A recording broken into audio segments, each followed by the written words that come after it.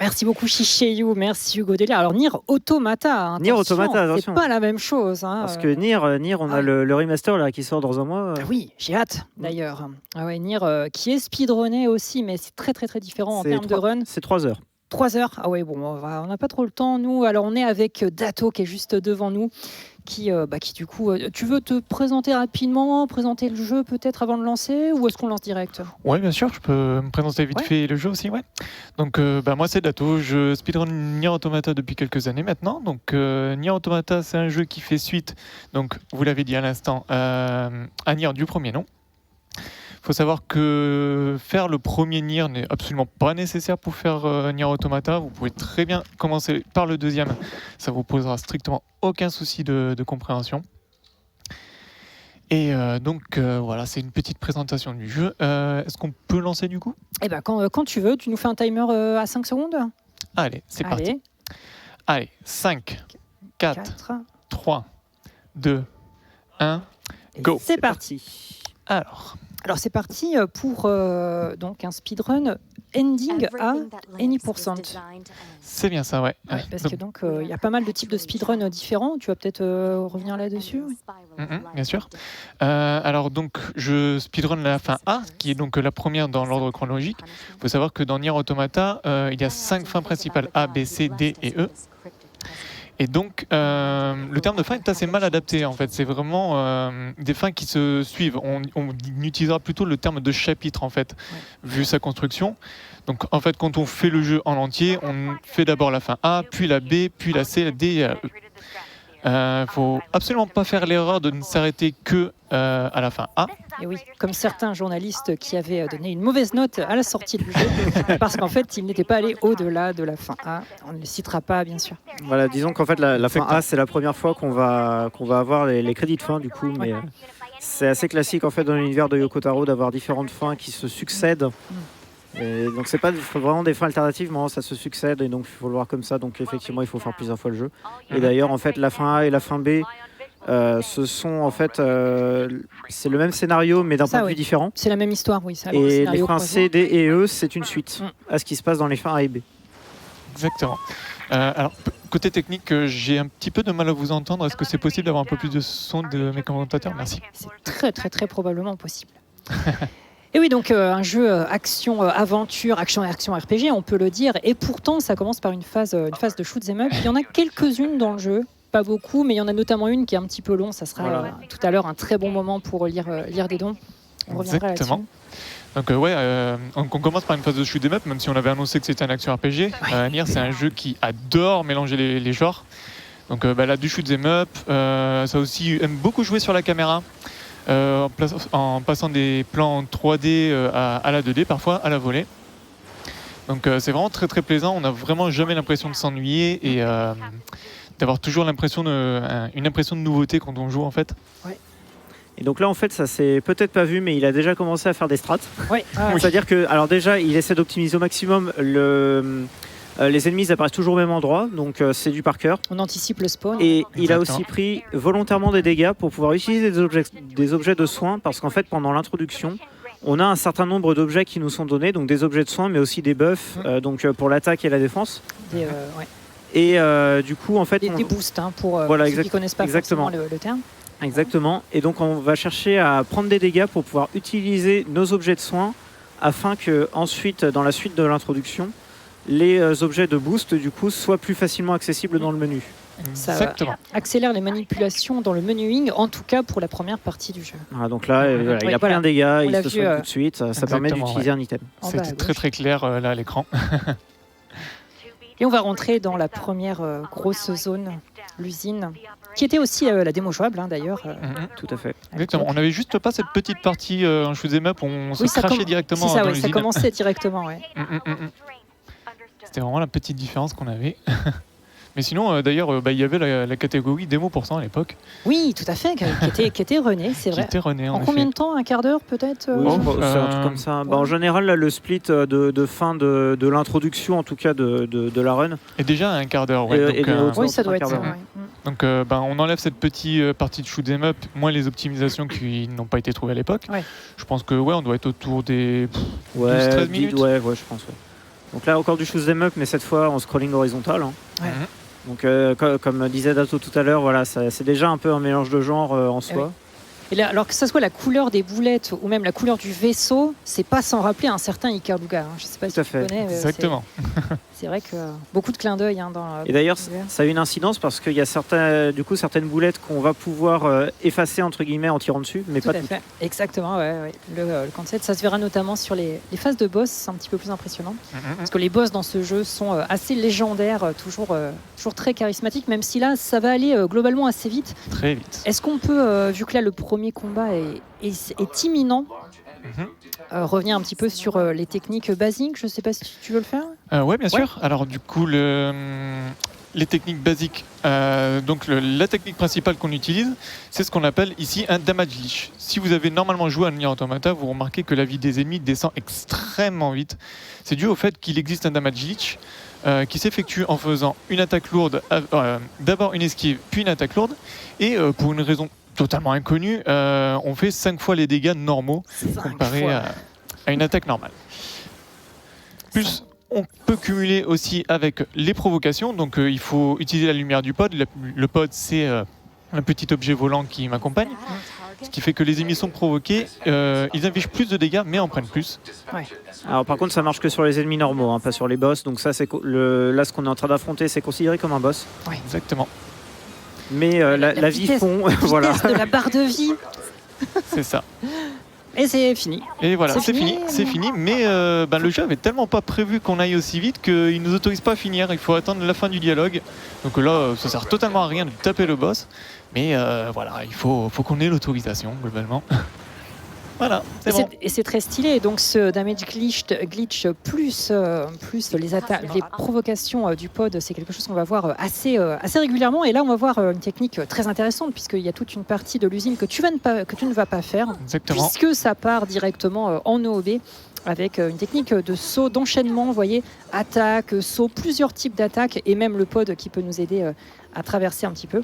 Et ça nous permet d'atteindre des parties qui n'étaient pas du tout prévues pour, que ça soit en hauteur ou en longueur. Exactement. En fait, Exactement. le jeu propose un panel d'actions qui est très très conséquent, que ce soit entre les sauts, les différentes attaques qu'on peut faire soit au sol, soit en l'air. Plus après le pod, on peut aussi faire différentes actions avec le pod. Et donc quand on peut tout cumuler, on peut soit gagner énormément de hauteur, avancer énormément en avant, ou alors faire une combinaison des deux. Et donc on va le voir à différentes reprises, il va faire différentes combinaisons de tout ce qui est à disposition pour pouvoir faire différents skips. Ouais. Exactement. D'ailleurs, le prochain skip, il va être assez compliqué. Ça va être vraiment un high jump avec des timings assez chauds. Donc je vais essayer de me concentrer. Voilà, donc là c'est ce qu'on appelle le bridge skip. Et donc là on voit il va essayer de gagner beaucoup de hauteur. Est-ce que ça va passer? C'est dommage. Dommage. C'est pas grave, on Pas trop de recommence. temps. Voilà, Et donc ça là, passe. alors la première partie est passée, donc maintenant il faut passer de l'autre côté du pont. Voilà. Et voilà, On c'est y passé aussi. Allez, nice. Bravo. Ouais, ça permet de. Ça permet d'éviter un gros détour en Ouais. fait au sein de l'usine. Une Et donc là en petite, fait il passe au OB. Il passe au OB pour justement continuer et retrouver un peu le chemin normal un peu plus loin, tout en évitant beaucoup de combats, beaucoup de détours. Oui, c'est ça, parce qu'il y a plein de petites parcelles de terrain avec des combats pas forcément durs, mais ça fait perdre un temps pas possible. Oui, et puis de toute façon c'est la zone un peu tutoriel où on apprend du coup les différents mouvements, les différents combats, comment servir du pod, voilà tout ça. On a vu une attaque de mêlée qui va être assez utile pour les petits ennemis popcorn, qui consiste en début de combat à se mettre sur le côté, attaque laser pour grouper, pour faire un tas d'ennemis dans un coin, et après on achève ceux qui sont encore en vie. On a vu aussi un gros laser là, donc en fait c'est le pod, c'est l'attaque spéciale du pod. Ouais. Et d'ailleurs il est à noter qu'un peu plus loin dans la run, on va récupérer un deuxième pod qui va avoir une attaque spéciale différente, et donc on va aussi s'en servir. Je crois que le deuxième pod il lance des missiles d'ailleurs. Exactement. Ouais. Puis pareil au niveau des armes, on n'en a pas parlé, mais on commence le jeu avec des armes et tout le. Avec 2 armes sur soi, exactement, durant le prologue. Mais après, quand on aura fini, on n'aura plus qu'une sur soi. Ça va d'ailleurs changer notre méthode de déplacement. Ouais. Donc, petit mot sur la méthode de déplacement aussi, j'en profite. Donc là, j'enchaîne les dashs. Normalement, on peut faire un dash et laisser Toubi courir. Donc, Toubi, le personnage que l'on joue. Et c'est la méthode de déplacement quand on joue normalement.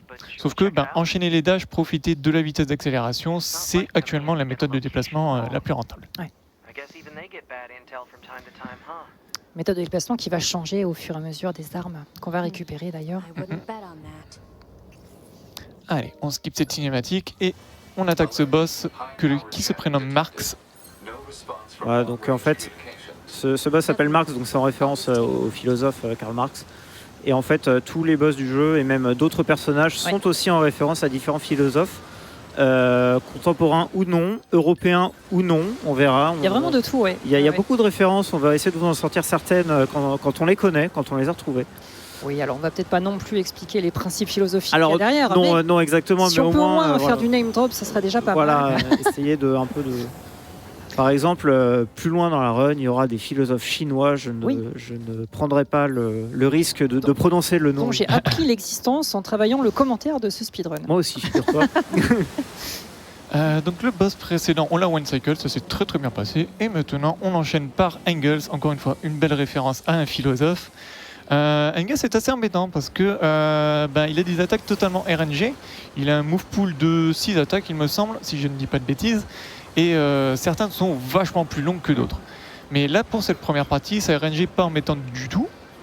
Parce que là, c'est totalement timé. C'est-à-dire qu'il va y avoir une cinématique ensuite qui se déclenchera à un moment précis. Ça se déclenche toujours à un moment précis.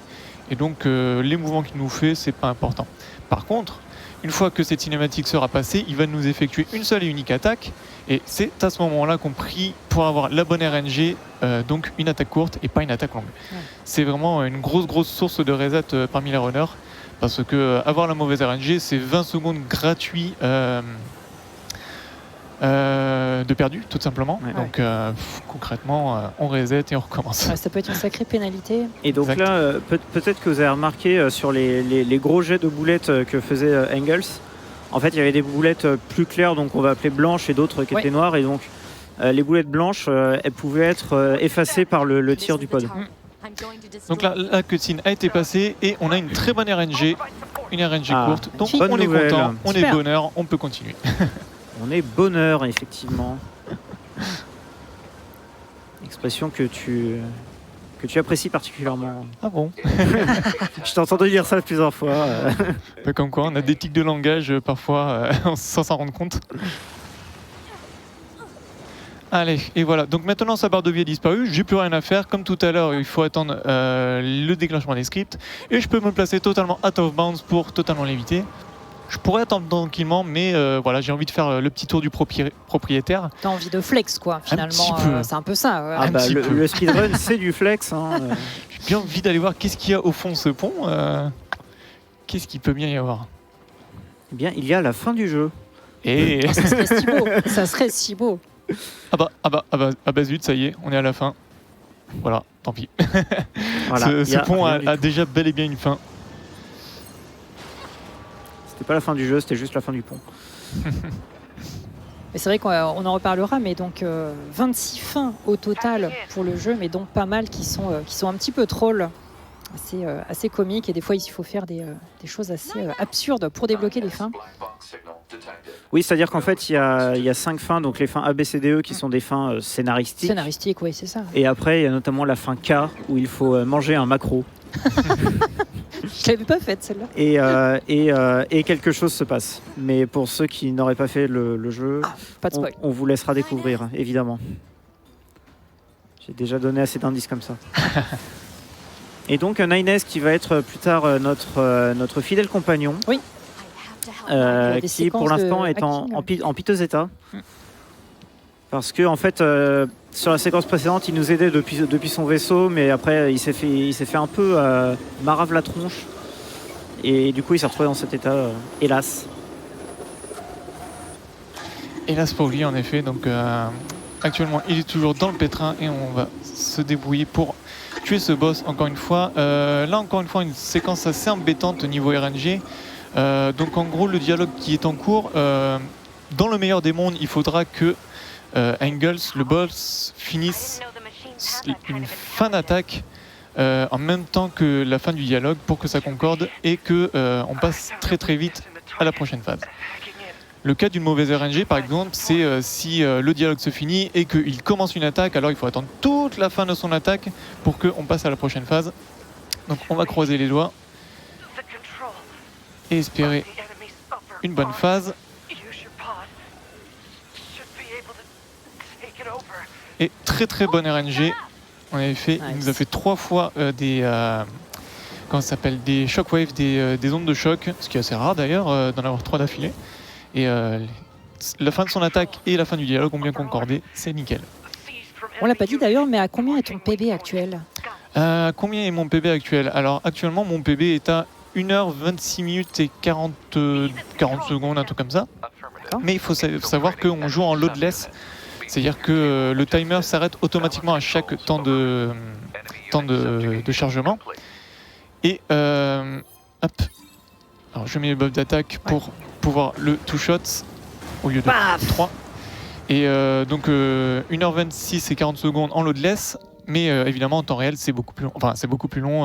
Ça doit faire dans les 1h30, un truc comme ça. Alors ouais, faut pas dire beaucoup plus long parce que l'estimate est quand même à 1h35 RPA. Donc attention. Mais voilà. Bon, en tout cas, oui, 14h45 à peu près pour le prologue. C'est plutôt très honnête, on va dire. Et donc en fait, qu'est-ce qui se passe à la fin du prologue? Donc on a les 2 androïdes Toby et Nines qui vont faire exploser leur cœur pour en fait finir de détruire le robot. Et donc on les retrouve ici à la station lunaire, parce qu'en fait ce sont des robots produits en masse et donc c'est juste leur conscience qui a été du coup remise dans ces vaisseaux-là. Qui est un excellent procédé d'ailleurs qu'on retrouvera pour les téléports. Oui. Les téléportations sont justifiées par le même principe. Par le même principe, oui, de transfert de conscience. Donc, un petit passage que j'aime beaucoup parce qu'en fait, on est en train de faire le calibrage de Toby et en fait, ça correspond aux paramètres du jeu. Au menu du jeu, voilà. On vient d'activer l'autodestruction. Autodestruction qui sera utile à la fois pour le déplacement et pour certains boss un peu plus tard dans le jeu. Tout à fait. D'ailleurs, est-ce qu'on ne profiterait pas de ce petit moment où je vais quasiment bourrer ma manette pour passer les dialogues pour que vous fassiez un petit point sur le scénario? La petite intro. Scénario ou don? Parce que là, ça fait scénario. un quart d'heure. On regarde les dons et vous enchaînez sur le scénario. Allez, s'il y a le temps. Plutôt les dons. Allez. Merci beaucoup, super chouette. Merci à toute l'équipe de Speedon, présentateurs, speedrunners, commentateurs, techniques et régie de nous offrir ce spectacle hallucinant pour supporter une association si importante. Amour sur vous, merci pour ces 25 € à Médecins du Monde. Australo, 100 balles. Ah yes, je peux enfin faire éclater mon amour pour Final Fantasy XII, le meilleur. Cherchez pas, de toute façon, j'ai pas joué aux autres. Et bourrer les dons. Et Martin Brochard, 140 €, 5 € par bon. Chose promise, chose due. Après recomptage, 28 bons, intentionnels ou non comptabilisés pendant la run de Twilight Princess. Merci pour cette run, Marco, et bon speedon à tous. J'en ai quelques autres si vous voulez. Allez, un ou deux, allez-y. 400 € pour Mookie Caster, merci beaucoup, c'est très gentil. Et Titavion tout à l'heure qui a donné également 400 €. Médecins du Monde est un organisme important, la maladie est partout dans le monde sous beaucoup de formes, comme par exemple speedrunner Nier Automata. Des bisous à tous et bravo pour l'event. On le salue. Merci à Titavion, la famille. Alors, petit point sur le lore basique. Est-ce que tu t'y risques? Attention, faut pas faire d'erreur, sinon on a toute la commu qui nous tombe dessus. C'est risqué parce que je t'avoue que j'ai pas révisé cette partie-là. Alors basiquement, donc, il n'y a pas d'humains sur Terre puisque la Terre a été envahie par des robots fabriqués par des extraterrestres. Donc les humains se sont réfugiés, eux, sur la Lune et ils ont envoyé des androïdes pour contrer cette attaque de robots. Donc c'est pour ça qu'on va souvent se battre contre ces machines qui ont l'air complètement d'un autre temps, d'une autre dimension. Et là, on voit enfin la Terre qui, elle, est complètement ravagée, complètement réenvahie par la végétation. Il faut savoir que du coup, cette guerre entre extraterrestres et humains par proxy, entre guillemets, par robot interposé, elle dure depuis déjà plusieurs millénaires, en fait, dans le scénario du jeu. Et c'est vrai que chaque plot twist du scénario nous fait repenser différemment toute l'histoire. À cela se greffent certains personnages secondaires qui ont des side stories absolument passionnantes. Je pense notamment à Pascal, Devola, Popola. Pascal, qu'on verra plus tard. Et oui, on le croisera. Ce cher Emile aussi, qu'on pleura peut-être pendant une frame environ. Ah, il faudra ouvrir l'œil. Hommage à Emile. Allez, une autre petite phase de shoot et on a vu d'ailleurs l'attaque avec tous les missiles que tu peux lancer. Et On arrive. Et donc, on arrive sur Terre et donc maintenant, la première chose qu'on va faire, c'est en fait, on a été contacté par un camp de résistants qui sont en fait d'autres androïdes, pas de type Yora, mais parce que les Yora, ce sont vraiment des androïdes de combat. Oui. Alors que là, ce sont d'autres types d'androïdes qui nous ont contactés et qui essaient de se battre aussi contre les robots à leur manière. Et on va chercher du coup à rentrer en contact avec eux pour servir. On aura un camp de base comme ça. Camp de la résistance qui fait un peu office de lobby aussi pour tout ce qui est quête principale et secondaire d'ailleurs. Avec beaucoup de lore aussi dissimulé à travers des dialogues. Ah, la musique. Incroyable. Allez, donc voilà, on arrive à ce fameux camp de la résistance. On va nous donner quelques petites quêtes basiques. Les quêtes FedEx. Récupérer auprès des PNJ. Donc ouais, tu fais bien parler de FedEx. Donc ces quêtes, elles sont basiquement présentées presque sous la forme de quêtes annexes. C'est-à-dire que sur les cônes de la map, elles ont un tout petit point rouge, contrairement à la quête annexe, à la quête principale, qui a un gros point rouge. Donc bien qu'elles aient l'apparence d'une quête annexe, elles sont totalement obligatoires. C'est vraiment pour le déroulement de l'histoire. C'est le tutoriel des quêtes en fait. Totalement. Et donc voilà, si on les fait, c'est parce que c'est obligatoire et pas parce que en tant que speedrunner, ça nous arrange, parce qu'il y a une technique cachée ou quoi que ce soit. Non, on est obligé de passer par là. Toujours déplacement à base de coups, de dash, de petits coups de poing. Oui, alors du coup, ce qu'on avait dit tout à l'heure, c'est que maintenant, on n'a plus qu'une seule arme, et on n'a plus tout ce qu'on avait dans le prologue, en fait. Et oui, c'est vrai, ça se voit à l'arrière du personnage. Et donc, la technique de déplacement est légèrement différente, mais ça va évoluer, voilà, on l'avait dit tout à l'heure, ça va évoluer au fur et à mesure. Donc là, actuellement, la méthode de déplacement la plus rentable, c'est de faire un dash, puis un coup de poing. Et ici, là, cette attaque lourde en fait, qu'on fait au sol, ça permet d'éviter les dégâts de chute parce qu'en fait, au-delà d'une certaine hauteur, on va commencer à prendre des dégâts de chute et à l'atterrissage, on n'aura plus le contrôle de Toubi pendant un certain temps. On veut évidemment éviter ça. À tituber, oui. Et il y aura plusieurs manières de le faire. Hein. Donc là, on en a vu une, mais il y aura d'autres manières de le faire. On les évoquera en temps voulu. Et c'est vrai que selon la façon dont on positionne le personnage de Toubi avant de faire ce dash piqué, ça peut permettre aussi de passer et d'accélérer sur certaines zones. C'est une technique qu'on utilisera pas mal. Alors qu'on récupère un certain nombre de boulons. Qu'il n'a pas oublié. S'il n'a pas oublié, c'est bon. Ouais, on a d'abord récupéré des boulons par terre, puis après on a dû tuer des robots pour les récupérer. Et c'était globalement les objets qu'on devait récupérer pour les quêtes annexes. Donc là, on va la rendre à ce PNJ. On va en profiter pour upgrader notre arme au niveau 2. Voilà, un petit level up, ça fait plaisir.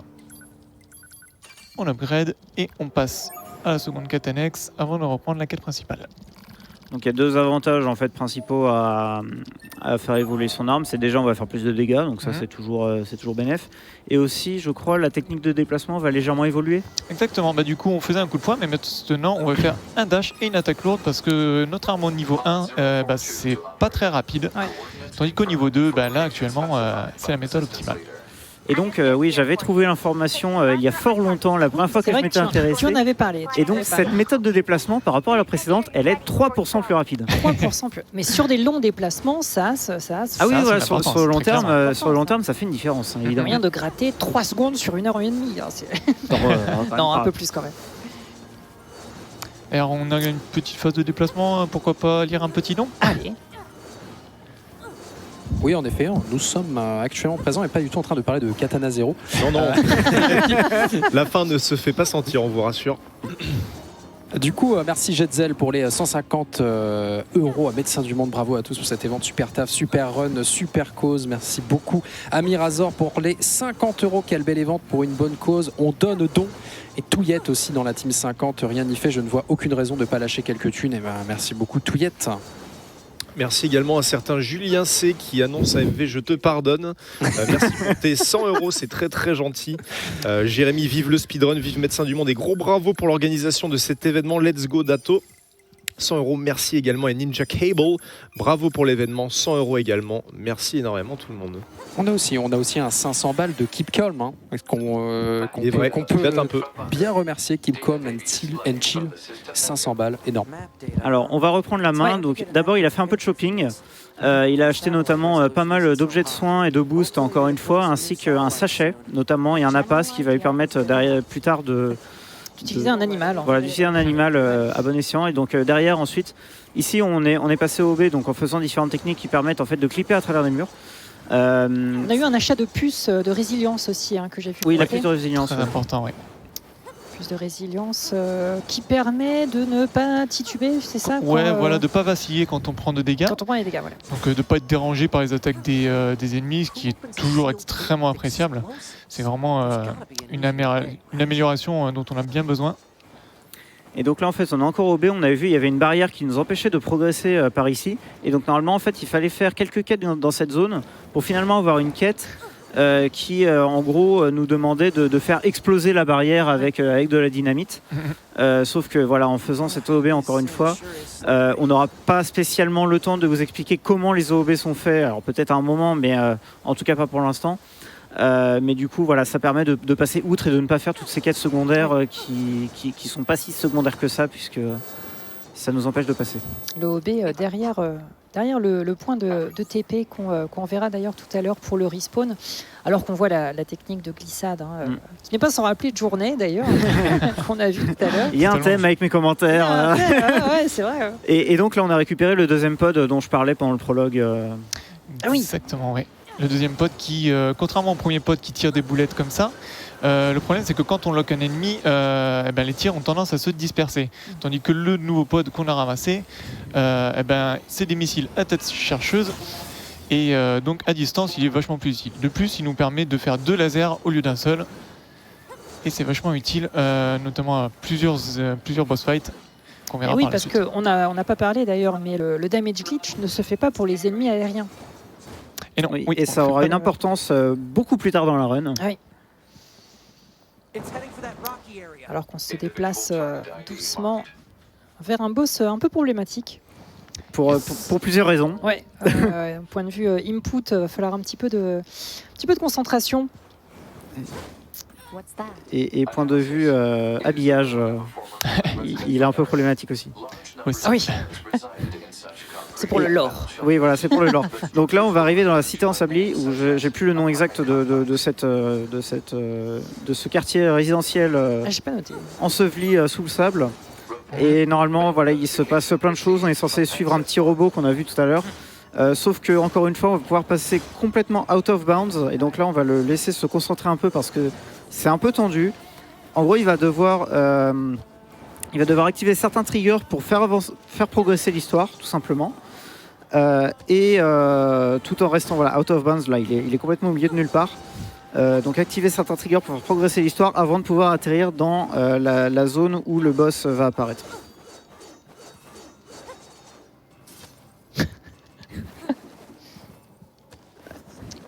Et c'est bon, c'est passé. Ah, C'est bravo. d'une beauté. Ah. Ça, c'est le jeu vidéo qu'on aime, ça. Et donc là, il y a une première phase problématique où on est censé voir des robots qui font des choses pas très... Pas très catholique. Voilà, pas très catholiques. Mais on ne verra pas cette phase, ou alors très très peu. Cependant, après, nous serons gâtés par Adam.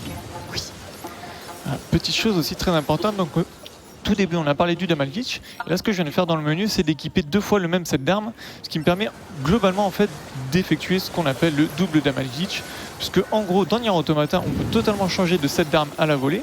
Donc l'idée c'est globalement de balancer un premier damage glitch, de switcher 2 sets d'armes, d'en balancer un second, de switcher 2 sets d'armes et ainsi de suite, vous avez compris.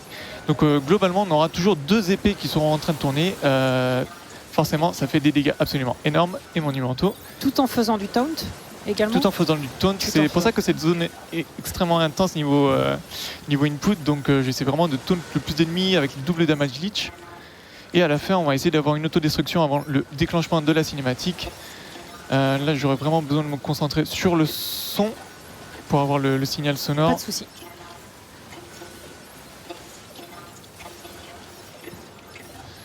Ok. Ok, on l'a eu. Nickel, juste avant, donc c'est parfait. Niveau supplémentaire d'ailleurs, hein, tu maximises ainsi les points d'XP. Exactement. Et donc voilà Adam, le fameux boss à la tenue plutôt légère, disons. Alors que sa barre de vie se fait atomiser.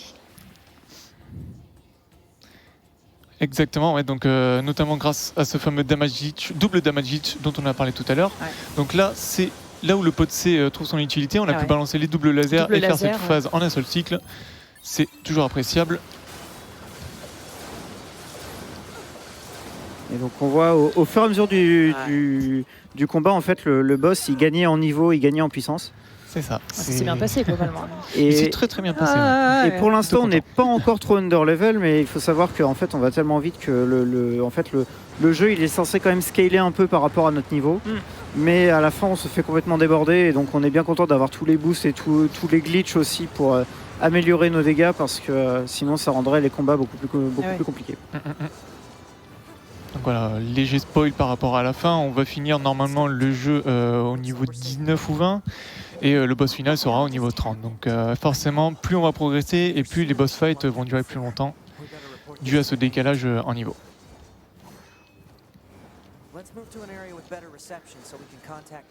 Alors pour la suite, on va essayer de passer out of bounds parce que en fait passer out of bounds ça nous permettra d'éviter le déclenchement d'un dialogue. Si ce dialogue se déclenchait normalement, ça nous empêcherait d'effectuer une sauvegarde. Et en gros, à ce moment-là, donc on a un petit peu poussé le cube. C'est une strat qui se faisait pas exactement comme ça avant. Voilà. Le pod launch qui nous permet l'OOB. Exactement. Donc on va essayer d'atteindre cette zone exactement. Voilà, sauvegarde. On recharge la sauvegarde qu'on vient de faire à l'instant. Et on va atterrir donc au point de sauvegarde qu'on a pris juste avant d'aller dans le désert. Qu'on avait vu tout à l'heure, voilà, à l'entrée du désert. Celui dont tu t'es servi pour passer out of bounds la première fois. C'est ça, avant le premier OOB. Donc c'est un save and quit, voilà, technique qu'on retrouve dans beaucoup de jeux. C'est vrai, oui, tout à fait. Notamment les Zelda, très connus pour leur save and quit intempestif.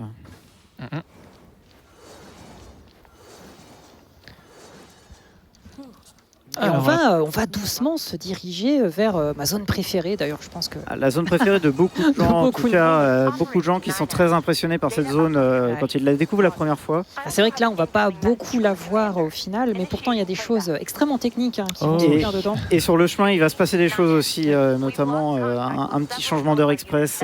Oui, exact.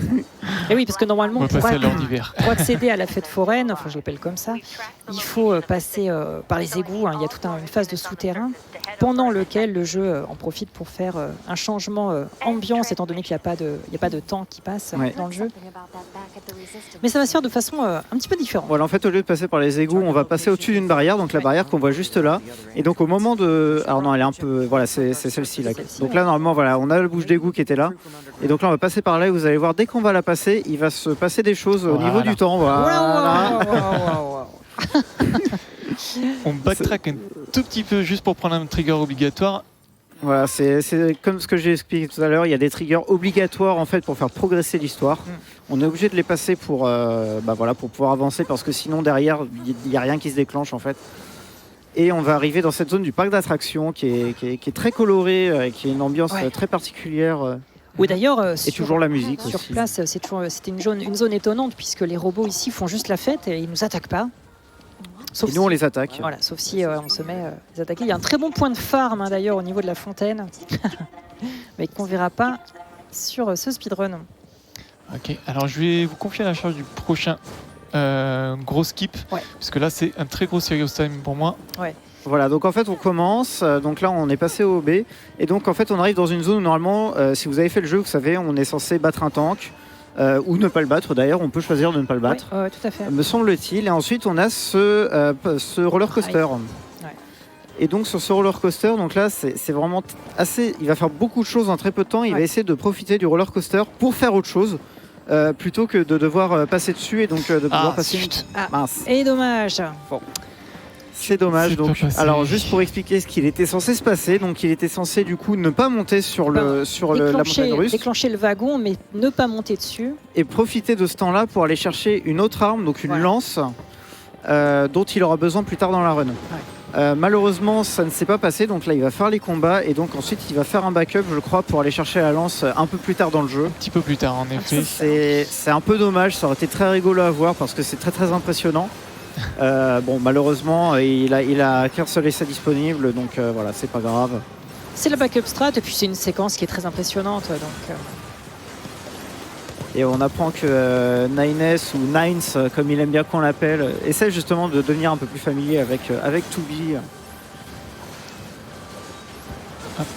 Alors là, vu qu'en gros on est passé totalement out of bounds, il nous manque certains triggers obligatoires. Donc là, d'ici quelques mètres à peine, on est censé s'arrêter et aller à la zone du boss. Mais on va faire un tour complet, ce qui fait qu'on va revenir à la station de départ. Peine. C'est double peine un petit peu, ouais, en effet. Dur. Et je vais juste revenir en arrière, choper le trigger obligatoire et tout va bien se passer. On va être d'ailleurs TP directement à la zone du boss, sans souci.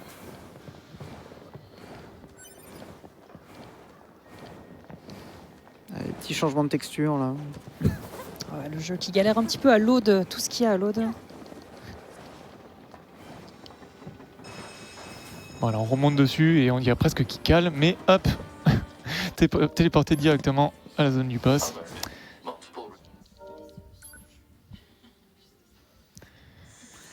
Et on arrive du coup sur ce boss qui est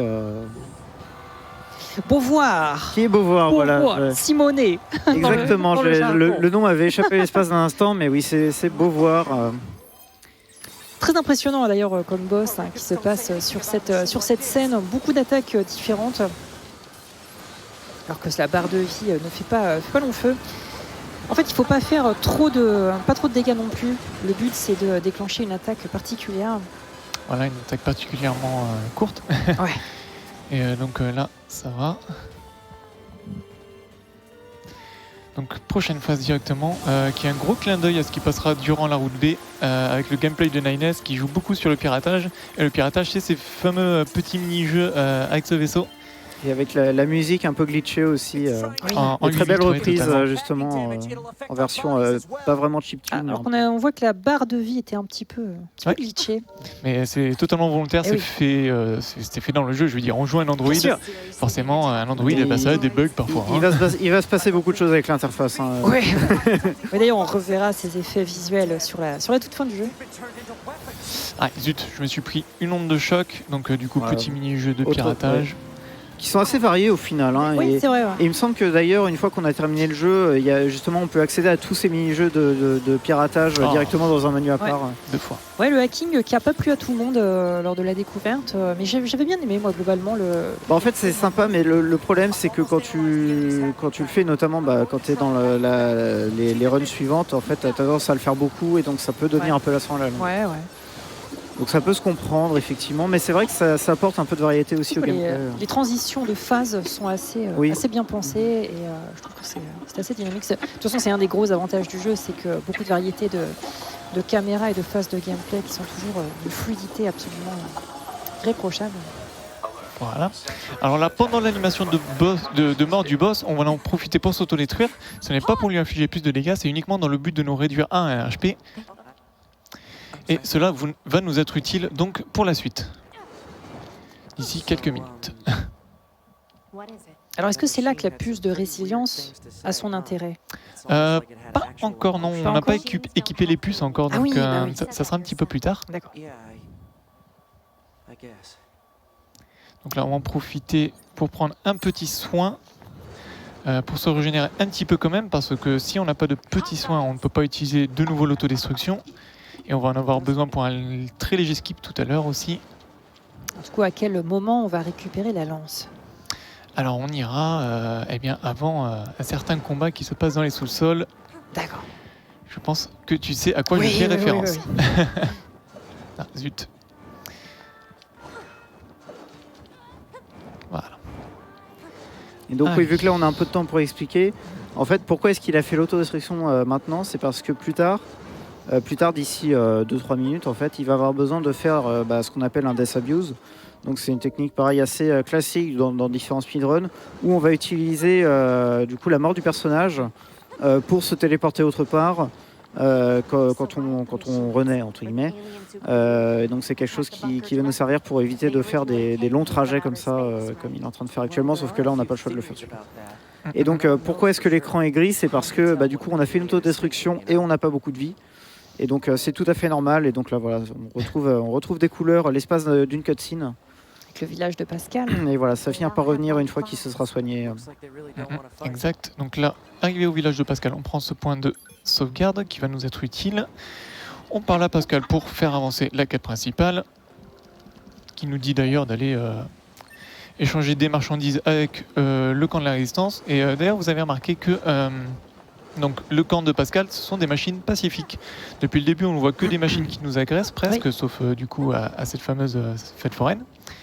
Et eux sont totalement pacifiques. Voilà, et donc en fait, on va servir d'émissaire entre guillemets entre du coup le camp de machines pacifistes et le camp de la résistance, qui vont chercher à collaborer, mais il y aura toujours un peu de méfiance à l'égard des uns des autres. Ici, on était censé du coup tirer le cube pour pouvoir passer, sauf qu'on peut passer à travers, comme il vient de le faire. C'est ça. Et le facochère, donc tu vas pouvoir voir, chose que tu n'as jamais vue, le drift de facochère.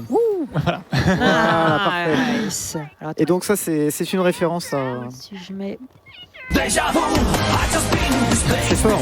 Ouais, c'est fort. Voilà. C'est bon, on a compris. Voilà. Cette soundboard. Et donc c'est à ça. Voilà. Oui, on nous a filé une soundboard, je sais pas trop pourquoi. Alors. Et donc voilà, okay. ce drift de facochère qui est une référence directe à Nier, puisqu'on peut faire la même chose dans le premier jeu. Voilà. Et c'était pour ça qu'on avait acheté les graines pour les animaux, pour les attirer. Alors, il y avait une part d'aléatoire parce qu'on pouvait aussi avoir un cerf, sauf qu'en l'occurrence on a eu cette fois le meilleur animal. Oui, c'est ça. L'animal supérieur. Et c'est pas juste une question de look, c'est aussi une question de statistique, puisque en effet le facochère est plus rapide que le caribou. Voilà. Que des avantages. Et donc on va se resservir de ce facochère cette fois pour faire le fameux Death Abuse dont j'ai parlé juste avant. Eh oui. Puisqu'on va l'attaquer, il va répliquer. Et il va nous tuer, et ça va nous ramener au point de sauvegarde que tu as utilisé dans le village de Pascal. Tout juste avant, en effet, là c'était vraiment un aller-retour entre le camp de la résistance et donc le village des machines. Donc pourquoi pas y aller en se téléportant. Est-ce que ça peut être peut-être un bon moment pour lire quelques dons? Eh bien, nous en avons. On en a sous la main. Nous en avons pas mal, quelques-uns qu'on garde sous le coude depuis tout à l'heure. Inarmo qui nous dit gros GG à tout le monde, cet événement est une vraie réussite. Vivement Speedon 2 avec un petit Dark Souls, du plaisir. 100 €, merci beaucoup, et j'espère aussi, c'est vrai, un petit DS. Déjà des appels du pied pour la très suivante. sympa. Merci RGC pour les 250 €. Un énorme merci à Médecins du Monde, à l'équipe de Speedon, en espérant retrouver cet événement l'année prochaine. À beaucoup veulent déjà le seconde édition. n'est pas fini. Merci beaucoup pour ces 250 €. Charles aussi, 100 € qui nous dit tout simplement youpi, mais merci énormément pour ces 100 €, Médecins du Monde. Chasly aussi qui nous dit Nier et Drakengard sont des jeux qui m'ont beaucoup marqué durant mon adolescence. C'est un plaisir de voir Nier Automata speedrun, et merci à toutes et tous au niveau du bénévolat pour l'événement. Génial de voir une bonne cause rallier des gens. Merci beaucoup pour ces 50 €. Merci à vous pour ça. Alors qu'on se déplace, on va aller sur la tour. Exact, oui, on a peut-être le temps de lire encore une autre donation. Ceci dit, oui, c'est vrai que le déplacement est assez long. Ouais. Bien sûr. Zulfein nous dit merci pour ce que vous faites, 100 €. Merci énormément Zulfein, et Craven, merci à cette grande famille qui est le speedrun, et bravo pour toute l'orga, des bisous, qui nous donne 50 € pour Médecins du Monde. Merci énormément. Un autre petit don de 100 € à Lolo qui nous dit bonjour du Québec et merci pour ce bel événement, c'est très impressionnant, et encore 100 € de Coco Klebs pour voir toujours plus de speedrun commentés et faire. Merci beaucoup à toutes et tous, et on approche des 145 000 € récoltés. Merci beaucoup.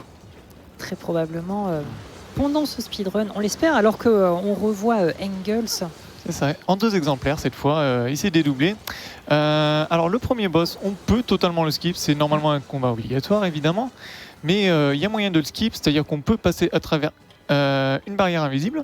Et si jamais je ne réussis pas à passer à travers, on peut toujours passer par-dessus. Ce sera la backup strat. Ouais.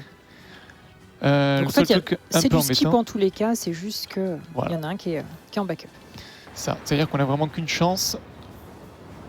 Et ok, c'est passé à travers le premier, ça fait plaisir ça. à travers le mur invisible, c'est nickel. Donc voilà, normalement, quand on joue normalement, là le boss est censé être mort, c'est censé être un cadavre ou une carcasse. Mais là, on a beau prendre ce vaisseau, il continue à nous attaquer. Mais le script on voit veut que... les pieds qui sont pas très bien allumés. On n'est pas censé voir du coup. Totalement. Mais on peut aller directement au second et c'est celui qui nous intéresse. Donc on va mettre les buffs d'attaque. Ah oui, vous allez voir la vie qui va fondre mais en un instant. Attention, clignez pas des yeux. Et voilà, c'est fini. Et niveau 10 du coup. Et on voit encore la barre de vie du premier boss que du coup on n'a pas battu. Ah oui, alors que c'est la fin du combat pourtant. Très bon. Mini phase de shoot 'em up. Les prochaines seront malheureusement un petit peu plus longues. Faut faire avec. On fera avec. Donc là, ce qui s'est passé durant la cutscene que j'ai passée, c'est que Engels a explosé, a laissé un énorme cratère en plein milieu de la ville. Et de cet énorme cratère s'échappe un signal alien. Donc forcément, ça nous intéresse. Ça va donc nous intéresser. On va normalement s'y diriger. Mais non, nous, on est des speedrunners, on n'a pas le temps, on a d'autres techniques. Voilà, donc on va faire un détour. Donc là, en fait, quand ça se rapproche de la zone, il va juste taper un trigger invisible du coup pour faire progresser l'histoire. Et donc la validation, c'est qu'il y a un dialogue qui va se déclencher.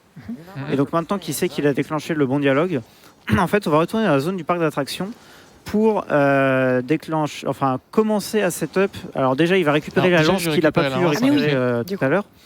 Et après, il va commencer à faire un message skip. Donc, est-ce que Dialogue skip. Dialogue skip, oui. Oui, voilà, dialogue skip, effectivement, on va... Voilà, toujours l'avancée temporelle. Ça fait toujours plaisir. Qu'on a vu récemment sur Cyberpunk, mais pas pour les bonnes raisons. Et donc, pendant qu'on récupère la lance qui permettra de faire du spear dashing, eh bien, le dialogue skip qui sera utilisé plusieurs fois, on va parler quasiment le premier PNJ qu'on trouve dans la fête foraine. Ça va afficher une bulle de dialogue à l'écran et le but, ça va être de maintenir à l'écran le plus longtemps possible cette bulle de dialogue. Donc surtout ne pas réappuyer sur croix. C'est pour ça d'ailleurs qu'il utilise un double bind sur sa manette.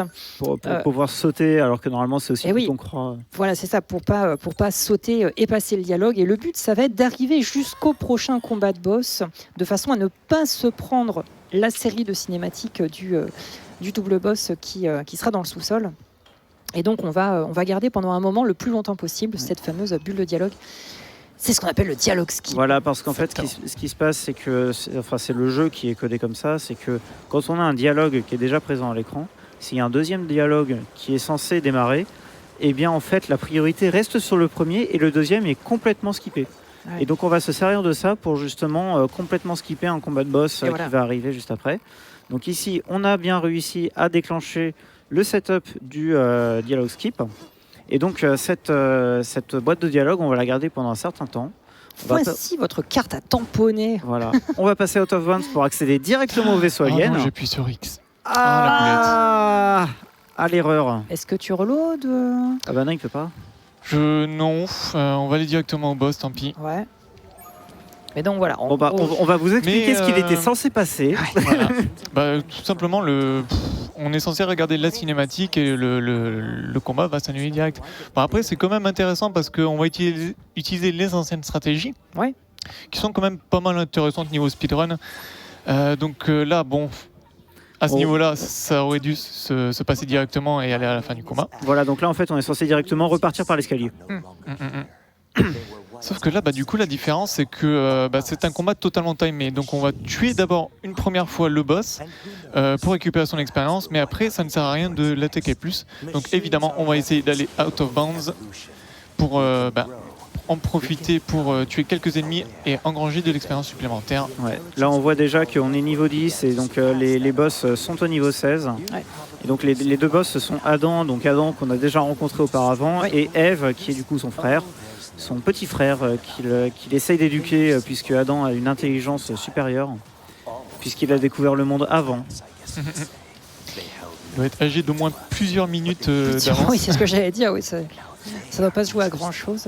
Oui, mais du coup, en fait, plusieurs fois dans le jeu, on a des cinématiques où tu as Adam qui est en train d'essayer de s'instruire avec des bouquins ou d'autres trucs. et Eve qui arrête pas de lui poser des questions ou lui demander de jouer avec lui. Oui, ouais.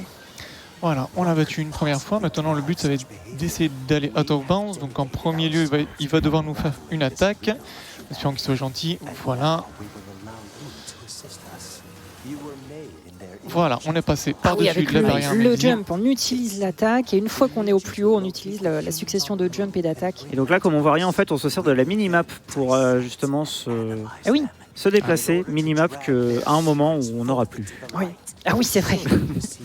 Oui, la minimap, alors autant elle est pas mal, autant c'est vrai que c'est peut-être un des points un peu négatifs du jeu, c'est la map dans l'absolu qui est assez confuse quand on découvre la première fois. Oui, la map dans le menu pause, du coup. Oui, voilà, qui est pas bon. On s'y retrouve, à force, on s'y retrouve, mais c'est vrai qu'au début, ça peut être un peu déroutant. Parce que c'est assez abstrait, en fait. Mais c'est justifié dans le lore du jeu. Oui, bien sûr. Bah, mais c'est ça qui est très fort, en fait, avec les jeux de Yoko Taro, c'est que beaucoup de choses sont justifiées. Eh oui. Parce que, je sais plus quoi, il y a des zones qui parasitent, tout ce genre de choses. Alors, j'ai plus le détail pour ça. Je crois que c'est quelque chose comme ça. C'est tout à fait Et possible. du coup, c'est pour ça qu'il n'y a pas une très bonne perspective rendue sur la map. Non, mais c'est incroyable. Alors que ça se trouve, c'était juste un développeur qui avait la flemme. Ah ouais, non, mais le jeu qui arrive à justifier dans son lore la moindre petite faiblesse qu'il pourrait montrer, c'est exceptionnel. Et là, il y a déjà 5 personnes dans le chat qui sont en train de dire « Ah, ils disent n'importe quoi. » Bon. Après, C'est notre interprétation. je parle sur mon expérience. Voilà. Je n'ai pas la vérité absolue. D'ailleurs, Ah oui. j'ai jamais joué à Drakengard. Voilà, fallait le dire, je l'ai dit. Et moi non plus. Ah bah voilà. Et donc, et donc là, en fait, normalement, on était censé discuter avec du coup ce personnage qui nous attendait à côté de l'ascenseur. Sauf que encore une fois, on a pu faire un genre de dialogue skip en utilisant l'échelle, qui nous a permis de skipper toutes les boîtes de dialogue d'un coup au lieu de les skipper une par une, et de pouvoir du coup déclencher le point de sauvegarde qu'on utilise immédiatement pour se téléporter ailleurs. C'est ça. Maintenant, à partir de ce point-là de l'histoire, les points de sauvegarde servent aussi de point de téléportation. Et l'histoire nous renvoie donc à la base lunaire pour des raisons scénaristiques. Donc nous y revoici. On va mâcher ce dialogue. Mâcher en anglais, bien sûr. Et là, on va donc effectuer une autre sorte de dialogue skip, c'est-à-dire qu'on parle à Nines et on s'avance en même temps dans une zone qui trigger normalement un dialogue. Encore une fois, quand 2 dialogues se cumulent, le jeu ne le supporte pas et choisit de skip totalement le second dialogue. C'est ce qui s'est passé à l'instant. Donc voilà, on en a fini. Retour au village de Pascal. N'hésite pas à nous dire, Dato, d'ailleurs, s'il y a des moments éventuellement pour faire des lectures de dons. Oui, bien sûr. Ouais. Alors peut-être pas là Pas tout de maintenant, suite. mais Ok. ouais.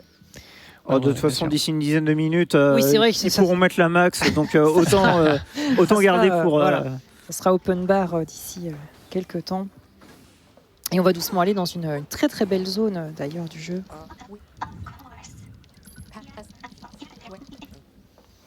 On va en profiter pour faire un petit peu de shopping aussi. Hop, donc vendre nos packs de soins que l'on a, nos buffs d'attaque et aussi tous les drops qu'on a eu sur les boss. On en profite pour vendre la carte et d'autres choses. Voilà, donc c'est ce que je disais tout à l'heure. Voilà, on va vendre des éléments d'interface La puisque minimap. le jeu nous permet de le faire. Mais non. C'est ça, ça nous fera plus de place pour équiper d'éventuelles compétences et j'ai vu qu'on avait de belles puces de critiques. Ah, C'est parfait. vraiment cool. Plus de critiques qui se revend pas mal. On les garde pour les équiper. Ok. Oui, donc en fait, ça c'est un système dont on a à peine parlé en évoquant les puces. Mais en fait, voilà, il y a tout un système où on va avoir des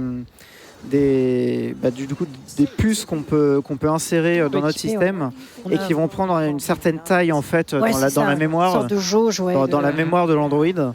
C'est vrai qu'au début, c'est toute une science de réussir à optimiser cette jauge. Exactement. Et donc en fait, le fait par exemple de vendre la minimap et d'autres éléments de l'interface va permettre de libérer plus de place parce qu'en fait, on est assez limité en place au début et il faut acheter des extensions qui sont très chères et que de toute façon, elles sont pas sur le chemin non plus. Ah oui, donc là, plus Clairement de pas. chances de faire des coups critiques.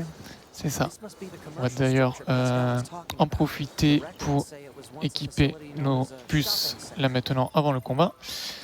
Personnaliser. Voilà, donc ça se passe ici. équiper. Vous voyez, là, il y a toute une phase qui est verrouillée en bas et donc on est censé la débloquer au fur et à mesure. Il en a équipé certaines. C'est Maintenant ça, qu'il a 2 un peu puces de place. critique et une puce d'onde de choc, donc vraiment cool. Et la résilience aussi. Et la résilience évidemment. Donc, la À nouveau un résilience, dialogue skip ouais. avec Nines. en lui parlant, on s'avance dans une zone de dialogue, on met nos buffs d'attaque et c'est parti pour la boucherie. On parle beaucoup de skipper des dialogues, tout ça, mais voilà, le jeu est quand même globalement très bien écrit et donc les dialogues rendent les personnages aussi très attachants. Ah, bien sûr. Là, notamment, on est dans une zone un peu qui ressemble à un centre commercial et donc on a Nines qui est toujours. Coucou Emile. Voilà, coucou Emile très rapidement. Ouais. Pendant une demi-frame à peu près. Et donc en fait, on a cette différence entre les deux persos avec Toubi qui reste très froide et très entre guillemets professionnel. Et Nines qui est beaucoup plus chaleureux et qui essaie d'avoir des relations beaucoup plus humaines. Oui. Et donc là, il commence à dire quand la guerre elle sera finie, on pourra aller dans un centre commercial et s'acheter des t-shirts. Oui. Complet, décalage complet avec l'univers du jeu, mais voilà, c'est aussi ce qui rend le personnage très attachant. Tout à fait. Et puis, et même certains ennemis sont extraordinairement bien écrits. Alors qu'on arrive dans la forêt. Yes. La petite séance de donation, pourquoi pas. C'est une phase de déplacement. Il y a quoi, il y a une minute en gros là, pour faire quelques dons.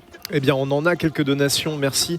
On a Metal Fox qui nous donne 25 €, un super honneur pour un super jeu et une super cause. C'est toujours un plaisir de regarder Nier, GLHF pour la run. Eh ben, merci Metal Fox, c'est un ami très cher à moi, donc ça me fait plaisir que tu aies lu cette donation. Il te regarde. J'ai senti la petite dédicace, du coup je me suis permis. Nickel. On a aussi Vortex qui nous envoie 100 € petit don parce que Nier Automata plus Médecin du Monde égale meilleur combo. Merci beaucoup pour ces 100 €. Paluche Panda qui nous envoie 75 €. Merci à tous pour ces super moments. Un gros bisou à tous et particulièrement au vieux monsieur. Et on va pas tarder à reprendre la main. Là. Vous pouvez. C'est bon. Ok. Donc là, on va faire un skip qui s'appelle la Rainbow Road, qui en fait a un petit historique puisque c'est l'évolution d'un skip qui s'appelait le Mario Kart Skip avant. Et donc voilà, on va faire une série de mouvements ici. Alors, c'est un des skips les plus longs du jeu, d'ailleurs, en termes de longueur de saut. Ah oui, là, il est. Parce que là, on cumule absolument. On fait tout ce qu'on peut. Et donc voilà, c'est très bien passé. Nickel. Et donc là, on est censé entrer dans ce château. Donc évidemment, c'est une zone très très embêtante qui prend vraiment beaucoup de temps à traverser. Mais nous, on a trouvé un skip. Mais normalement c'est une zone qui se fait du coup en 2D et donc on doit progresser au fur et à mesure. Ah oui, c'est vrai, avec les étages et tout. Sauf que du coup, nous, le château, on peut rentrer dedans en 3D et donc arriver directement à la fin en faisant différents sauts et différents out of bounds. On a vu un petit pod launcher dans l'angle formé de la racine d'arbre.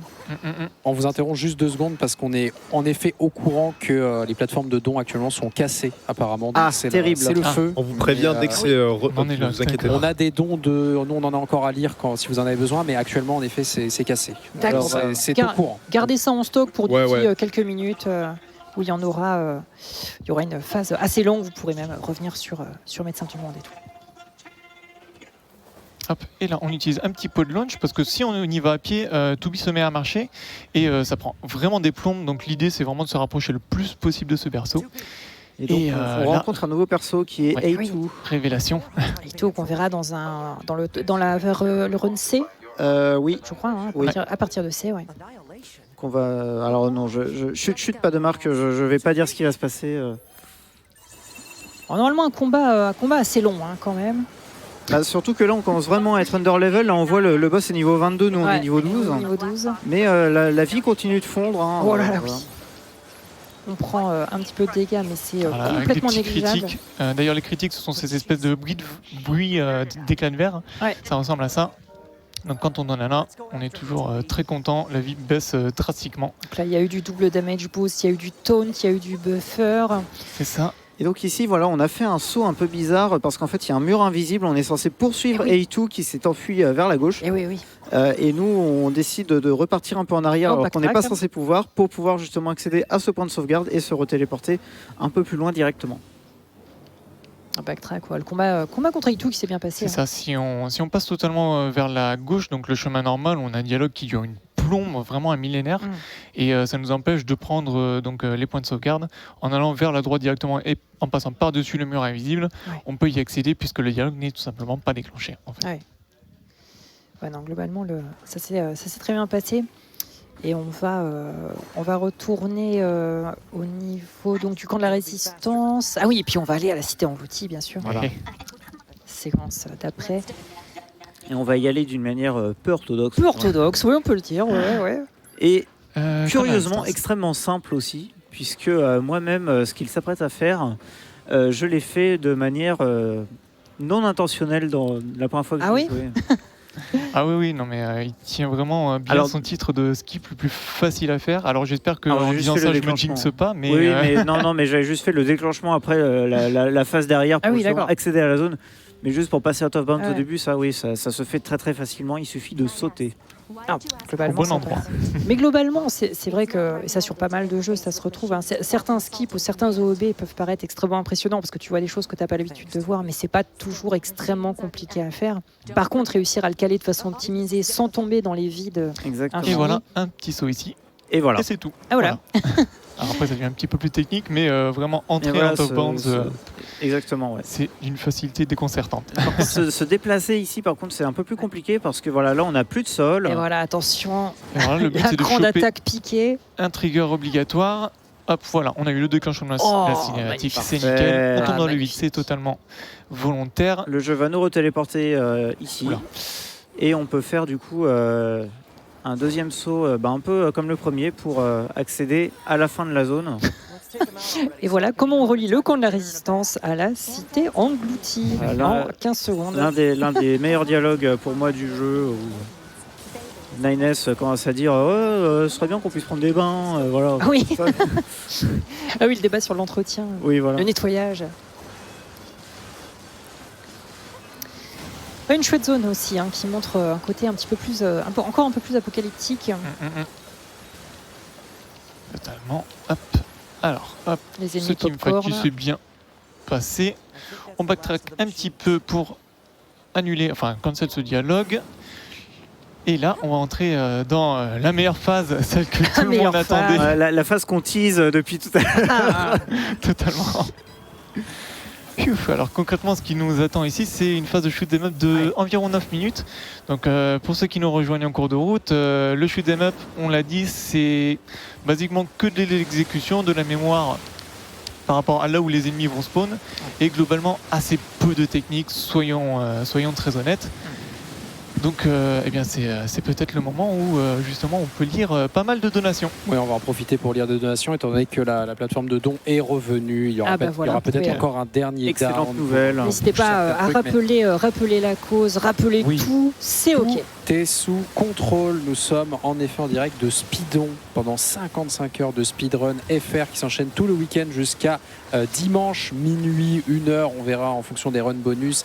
Nous sommes actuellement sur une cagnotte de presque, quasiment, là on va y arriver, 145 000 euros. On est proche Bientôt des le palier 150K, on peut le 150K. dire quand même. Là.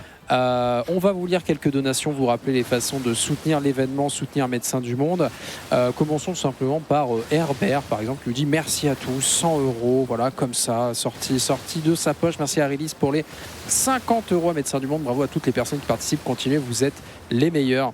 Merci également à Narcos qui nous dit merci à la communauté du speedrun pour mettre encore et encore en avant la générosité humaine, et un grand merci à Médecins du Monde pour tout ce qu'ils font pour l'humanité. Merci pour ces 50 euros, et merci Storm également, obligé de donner pendant la run de Nier Automata. Bravo à tous pour ce magnifique événement. Clairement, la run de Nier Automata hype beaucoup Ouais, de fait gens, plaisir à pas mal de gens. beaucoup de dons qui passent. On en a aussi plein d'anonymes.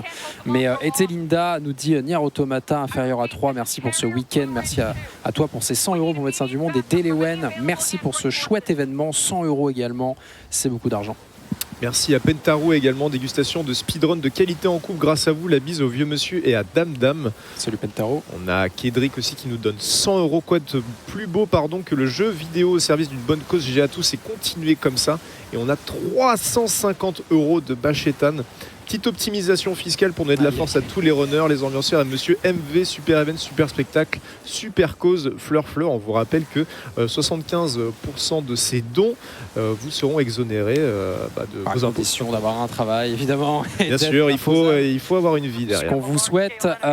Mais ce retour sur Nier Automata, Akeharis nous dit Nier Automata, le jeu du cœur, à défaut d'avoir le skill pour le run, on regarde le pro le faire. Merci pour ces 50 euros. On voit également qu'on a lancé un monstre avec l'incentive FF, FF. puisque Kellon, la tortue, nous dit le meilleur FF c'est le 7, non le 14, non le 6, le 4, je ne sais plus, 50 balles, on ne sait pas où il les a mis. Iruka, merci pour les 100 € pour Médecin du Monde entre FF10 et FF12, mon cœur balance, super week-end, plein de jeux vidéo avec vous, merci. Cette nuit, ça risque d'être le fil rouge. Je pense que ce sera le seul et unique fil rouge de FF13. Oui. Il n'y aura que ça qui va se passer. Une fois que la voix anglaise et voix japonaise sera décidée, vous pouvez d'ailleurs... S'il vous plaît, votez pour la voix anglaise, donnez pour la voix anglaise pour que Yamato rage et soit très très déçu d'être avec moi derrière ce petit bureau pour qu'on puisse donner les dons. On remercie également Bad Night et ses 50 €. Let's go Dato, on est de tout cœur avec toi, tu as du soutien directement depuis ces donations. Merci Sphère Bleue également qui donne 50 € aussi. Super event des runners talentueux par Pelleté, bravo à eux et bravo à MV pour cette orga au poil. KMZ donne 50 € pour Médecin du Monde, bravo, très belle initiative. Reborndi, un petit don pour le meilleur FF, même si on sait que le meilleur FF c'est celui de notre cœur, et non c'est faux, vous allez pouvoir décider le vrai objectivement grâce à cette guerre de dons. Merci pour les 50 €, Reborndi. On a aussi John McFly qui nous donne 50 €, encore un événement au top. Merci au vieux monsieur pour l'initiative et à tous pour l'animation, les dons. Let's go. On a aussi 100 € qui tombent de iClan, 100 balles pour voir Gio caster en prime time. La bise au vieux monsieur et bon courage à toute l'équipe pour l'event. Merci beaucoup. Du coup, oui, on rappelle que pour les incentives, il n'y a pas que Final Fantasy. Évidemment, des choses arrivent ce soir. The Messenger, notamment, sera rené après Mario Odyssey, que vous allez voir juste après Nier Automata. Vous pouvez choisir le nom de la sauvegarde de The Messenger. Qu'as-tu vu? Deliveroo passe en deuxième position pour le nom de The Messenger. En plus, c'est méta avec le lore de The Messenger qui est très basé sur la transmission de messages, la livraison. Vous pouvez choisir l'arme dans Katana Zero. C'est purement cosmétique, mais vous pouvez avoir un petit effet sympathique avec la Prism Sword qui est en avance. Actuellement, le choix du costume dans Resident Evil 2 qui sera commenté par Hugo. Ici merci, vous avez remis le costume classique en haut du classement, les gars. Tu voulais pas le 98 ? En fait, quand j'ai dit 98, dans ma tête, je pensais le skin classique et pas celui tout dégueulasse en mode pixelisé, tout caca. Donc ça me va, c'est très très bien pour moi. Bien sûr, une initiative dont on ne va pas beaucoup parler, mais Triple Metroid arrivera pendant l'événement demain, il me semble. Et évidemment, pour Super Metroid, vous pouvez faire le vote classique, sauver les animaux ou tuer les animaux. Actuellement, sauver les animaux est en tête avec 2000 € d'incentive. Tuer les animaux seulement à 1000. Donc, je pense que les animaux seront sauvés cette année. Ouais, à mon avis, c'est peut-être parti pour perdre du temps. Mario Kart 8 Deluxe, vous pourrez choisir le personnage. On rappelle qu'il y aura du Mario Kart 8, un jeu de la hype en ce moment sur Twitch, qui sera rené en 200cc, donc potentiellement... c'est du 200cc. Il y a potentiellement des chronos assez intéressants à voir. Choix du personnage dans Mario Maker 2, un choix purement cosmétique, et le nom de sauvegarde pour Wind Waker avec Zeldo qui est actuellement en tête et 2 très loin, mais ça peut changer d'ici, c'est quasiment la dernière. Je pense qu'il y a encore le temps. À moins qu'il y ait des bonus. Et on vous rappelle juste très vite fait qu'il y a aussi des fameux t-shirts que nous portons. Non, tu l'as enlevé toi. Moi je vais le mettre pour le Messenger juste après. Plus tard, mais regardez-moi ces jolis t-shirts qui sont disponibles sur la boutique, qui ont été faits main. Ils sont vendus au prix de 25 € et il y a 8 € qui seront reversés à l'association. Donc sachez que si vous faites un don ou si vous avez juste assez pour vous acheter un petit t-shirt, de toute façon vous aurez fait un petit geste pour Médecins du Monde. Tous les dons comptent, c'est très gentil à vous d'être autant sur live. Merci beaucoup de suivre cet événement et ça fait très très plaisir de voir que vous êtes toujours là à bourrer le fric les mecs. Cool. Statistique intéressante, plus de 5000 dons uniques ont été dépassés là. Donc depuis le début de l'événement, là ça va faire un peu plus de 24 heures, on va se diriger vers la moitié de l'événement. Niveau ambiançage, Zerator arrive aussi, viendra me remplacer pour t'accompagner. Il n'est plus très loin, juste après Nier. Mister MV viendra commenter Mario Odyssey juste après la run de Nier, qui est apparemment dans la fin de sa phase shoot 'em up. Et au niveau du programme, ensuite ce sera The Messenger. Ensuite vous aurez du Ninja Gaiden commenté par Mister MV, le 2 et un bonus apparemment, vous verrez. Ce qu'il en résulte, Volgar the Viking sera aussi rené dans ce segment des platformers action. Et la run belle de Céleste. race de Céleste. La run de Céleste, la race avec Millet et Groiken, commenté par MV et Senen, un programme. Ça va être grave cool ça. Là, toute la nuit, il n'y a que du lourd quand tu vois du Hotline Miami derrière, du Katana Zero, RE2, Final Fantasy 13 pendant 5 heures. Pour pouvoir se reposer tranquille sous le plaid, là, à mon avis, ça va être bien. Et de finaliser les votes et de savoir quel est le meilleur FF, je pense que ça suffira. Ça va être le grand fil rouge. Tandis que avons-nous d'autres dons à lire? Parce que oui, là, il y a un petit... le tracker est décédé. Est-ce que nous avons encore un petit peu de temps, cher Caster ou Globalement, là, je peux parler de la technique qui consiste à bourrer les bourrer attaques les dons. laser. Non, pas bourrer les dons, mais les attaques laser.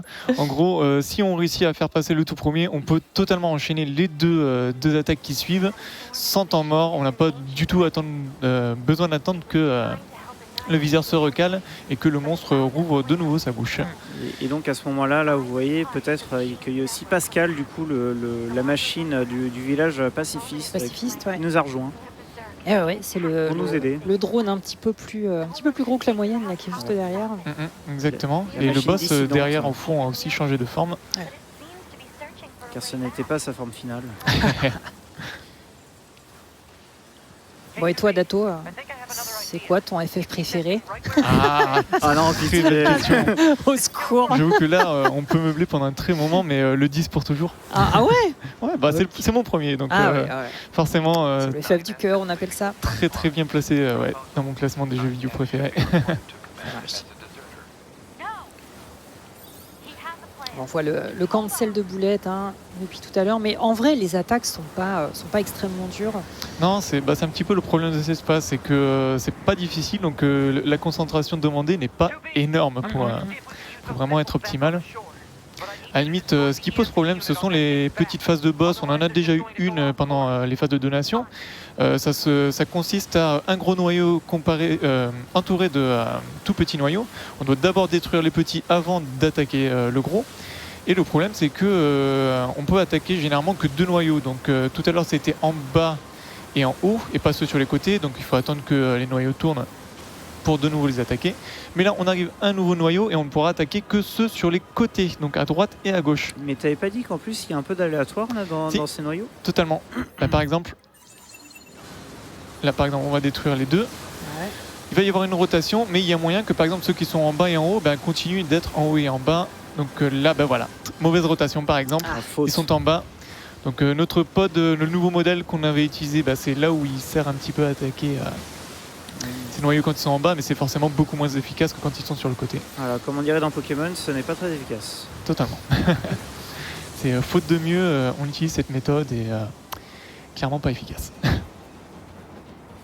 Donc on en a détruit un et on se dirige maintenant vers le deuxième qui conclura donc la fin de cette phase de shoot'em up. Ouais. Et on aura des niveaux assez intéressants après, notamment un niveau ultra conceptuel, la cité copiée, avec des choses rigolotes sur le retour d'Adam. Puis on repassera à l'usine. Enfin, il y aura encore de belles choses. Et puis tout un boss rush sur la fin, avec les fameux philosophes chinois dont on ne reviendra pas. On va les évoquer succinctement, mais sans risquer de dire leur nom pour ne pas l'écorcher. Voilà. Là, je peux dire que nous avons affaire à un très grand philosophe allemand dans le background qui s'appelle Grün. Du coup, je ne connaissais pas avant Nier Automata, mais pareil, il a un petit nom, ce monstre dans le background. Et d'ailleurs, il y en a d'autres qu'on ne voit pas, mais qui sont aussi présents. Notamment, il y a dans le village de Pascal, il y a aussi un PNJ qui nous donne des quêtes et qui s'appelle Sartre. Voilà. Ah mais oui, c'est vrai. Qui a une quête totalement liée à Beauvoir, évidemment. Et oui, exactement. Et oui, il y en a probablement d'autres, mais voilà, j'en ai peut-être oublié certains. Il y a un wiki et un lore extrêmement étendu, avec beaucoup de théories qui existent sur les liens. Les fans du jeu étant très fan en général, le wiki est aussi très bien fourni justement sur ces informations. Et c'est vrai que ce sont des univers qui sont quand même assez recherchés. Et puis même dans la communauté speedrun, il y a quand même énormément de techniques qui sont très régulièrement mises à jour, puisqu'aussi beaucoup de catégories sur le jeu. Et donc nous avons enfin terminé cette phase qui aura duré bien exactement 12 minutes. Pas mal. C'était pas mal. T'es plutôt content de ton split, ça va? Ça va. Juste une petite mauvaise RNG, mais à part ça, rien de dramatique. J'avais fait un fond d'écran avec cette image. C'est vrai qu'il y avait quand même beaucoup de paysages aussi. Ouais. Ah, mais c'est un jeu qui est vraiment magnifique. Là, on passe très rapidement. La moitié des décors, ils se font en OOB. Donc... Et encore, voilà, aussi pour gagner un peu de temps, notamment sur les chargements et pour avoir un meilleur framerate, on a mis tous les settings graphiques au minimum. Et oui. Mais il faut savoir totalement. que quand le jeu est poussé dans ses derniers retranchements, il peut sortir des images et des paysages absolument magnifiques. Alors on va remonter par les égouts, il va se passer un skip assez intéressant, ce qu'on appelle le skip de la touche Z.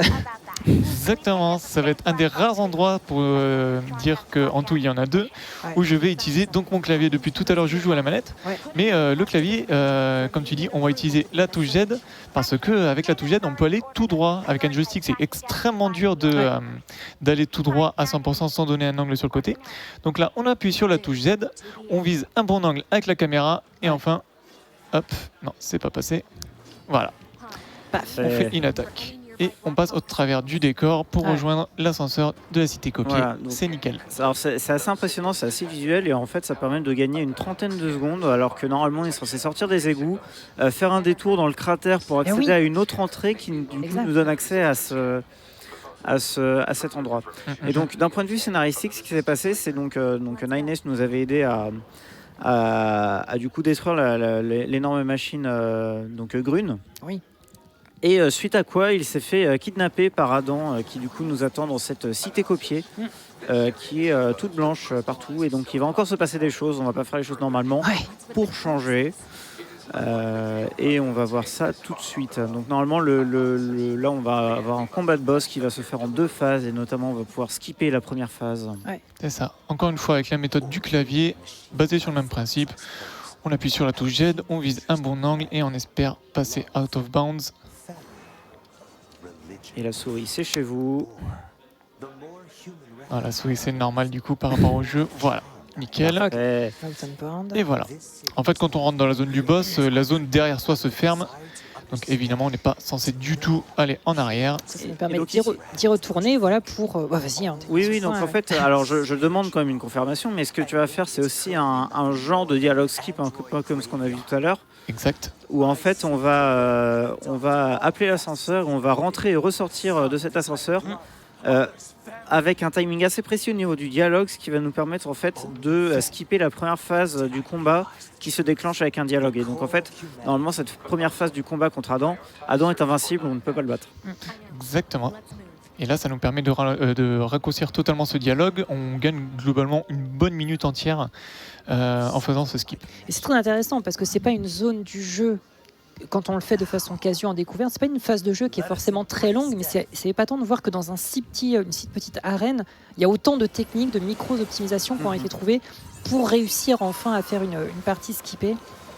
Et donc là, pour le combat, toujours un peu d'aléatoire en fait sur les différentes attaques que peut faire le boss, mais globalement, on voit encore une fois la vie qu'ils font malgré les 9 niveaux d'écart.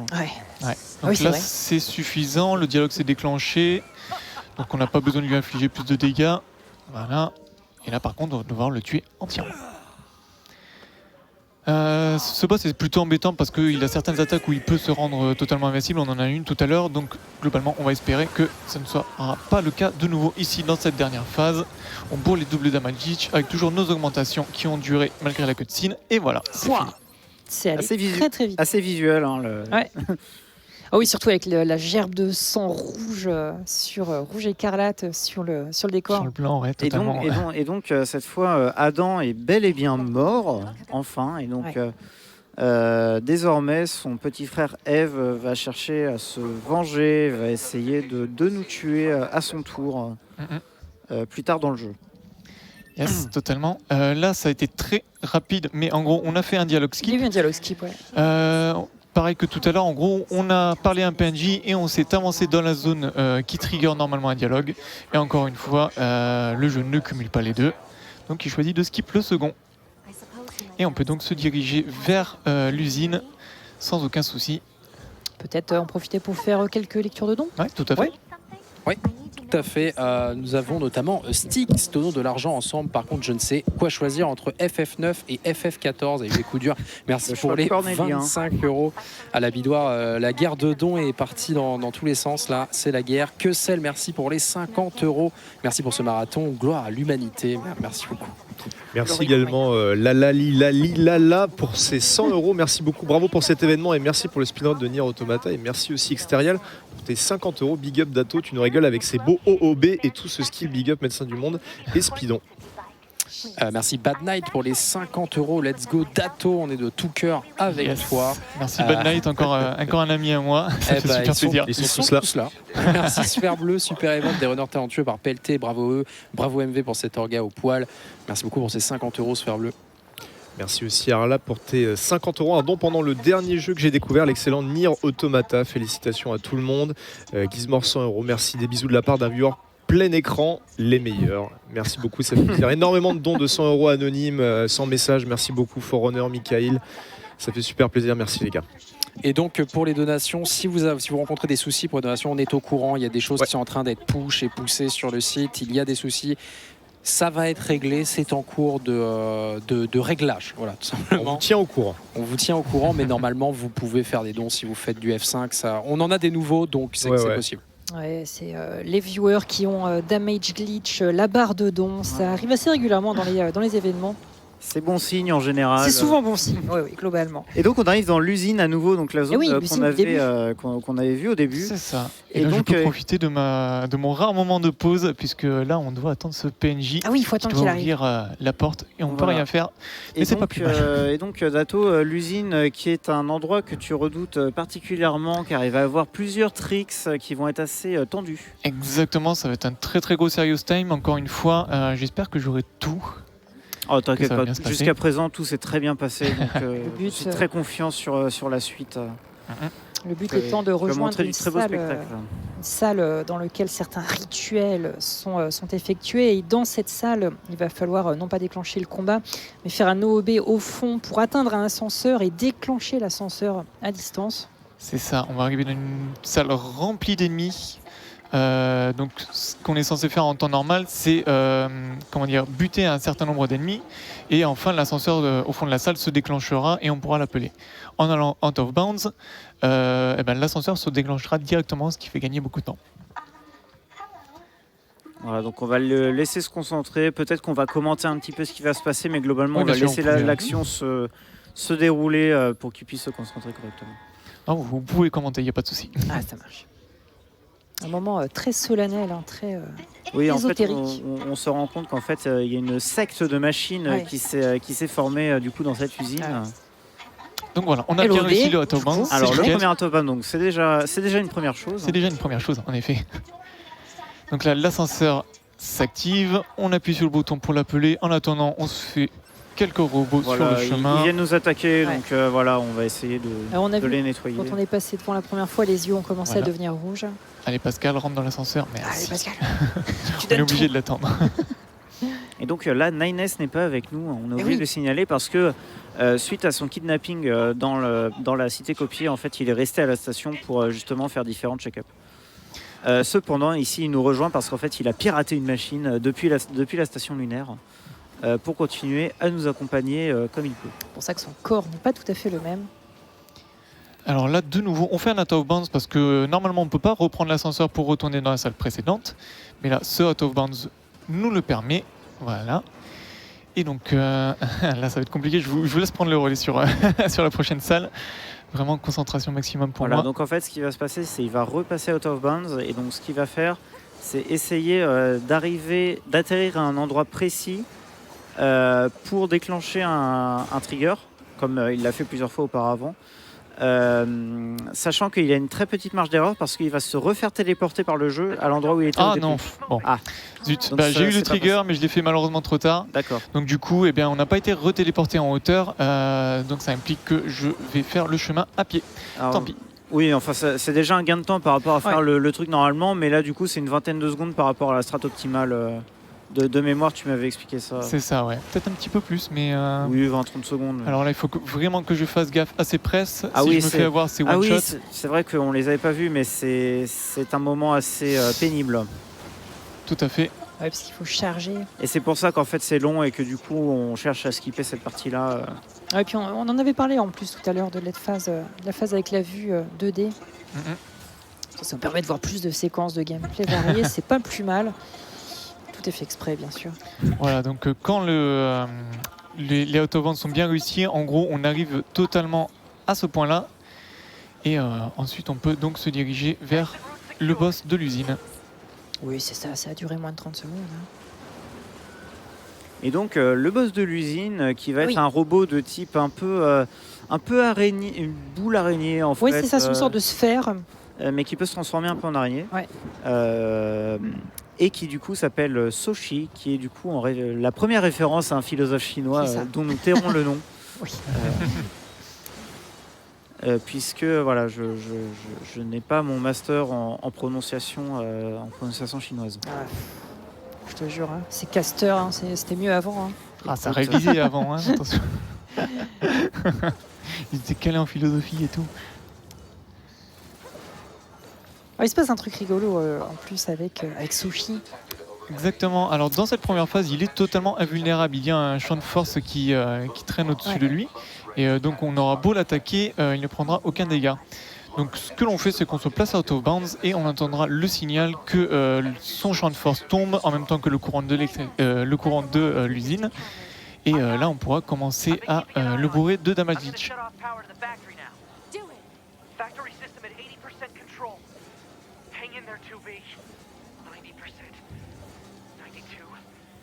Donc là, normalement, c'est vraiment une phase de survie où, en gros, on est censé être sur l'arène, esquiver les coups du boss et attendre le signal. Mais ça, Out of Bounds change tout. Là, il nous attend juste calmement. Il ne peut absolument pas te toucher de toute façon. Absolument pas. Normalement, c'est assez intense, ouais. Et du coup, voilà, les dialogues de Nines rajoutent à cette tension. Mais là, du coup, c'est vrai que c'est un peu paradoxal. Et on est dans le noir. Ça va être tout noir. Oula, j'ai failli avoir un réflexe malheureux là. Ouais, t'inquiète pas, le chat l'aura à ta place. Bien évidemment.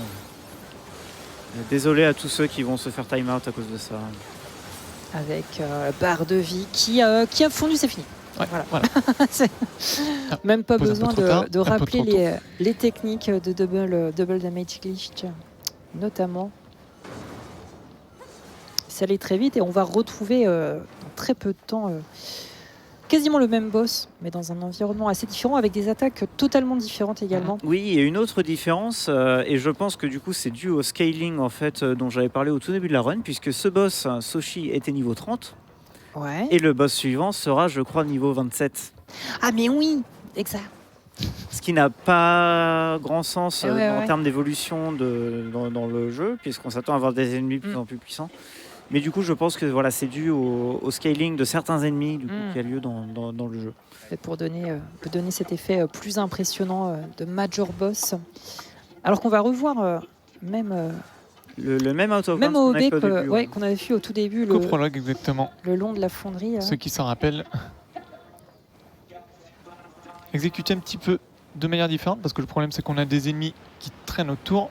Et t'as pas les mêmes armes aussi, peut-être que ça joue. Mince, je suis tombé dans le vide. Tant pis, c'est pas grave. Le vide intersidéral. Donc voilà. Voilà, au moins vous pouvez voir la méthode normale, on va dire, de traverser l'usine. Encore une fois, voilà, une phase un peu de déplacement différente avec cette caméra vue du dessus.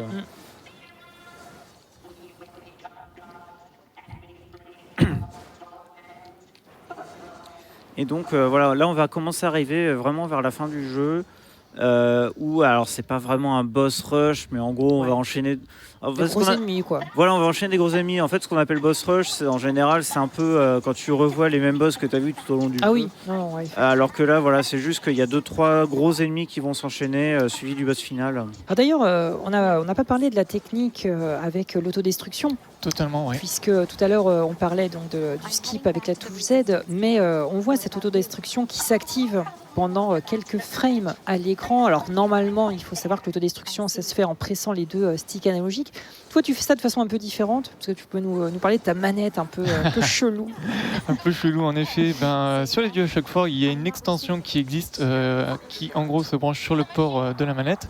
Et on peut avoir, grâce à ça, 2 boutons supplémentaires dans le dos de la manette.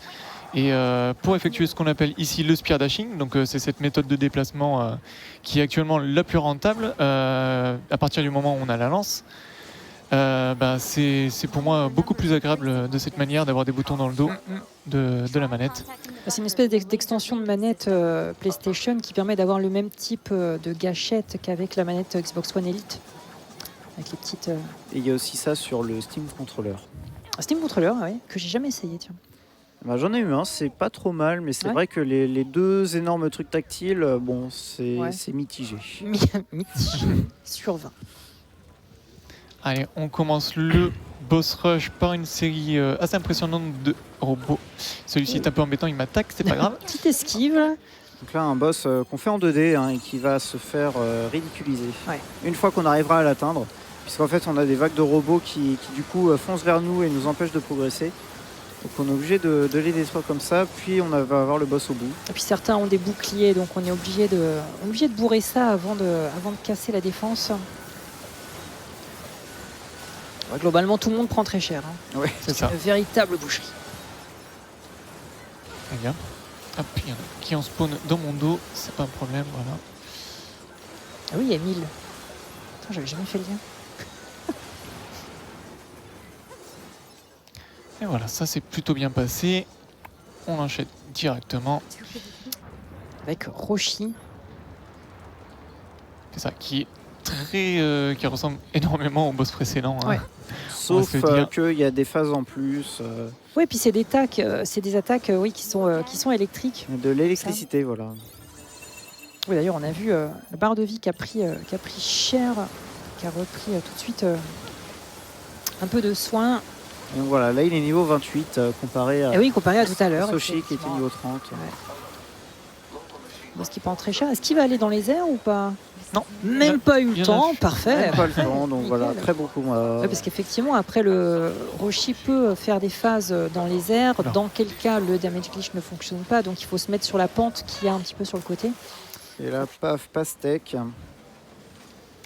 Allez, pour ce boss, la technique c'est vraiment de se placer sur cette pente. Le problème c'est que c'est un ennemi qui flotte très légèrement au-dessus du sol et c'est très embêtant pour les damage glitch.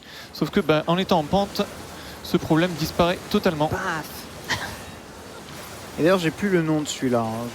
On l'appelle le corps en anglais, donc D'accord. un noyau. Je pense pas qu'il ait de nom particulier celui-ci. Le tas de débris. Alors le prochain aussi, on l'appelle le serpent, le snake. on va pas chercher très très loin. Oui. On va l'appeler Phalanx, hein, moi je pense. Voilà, que c'est, parfait.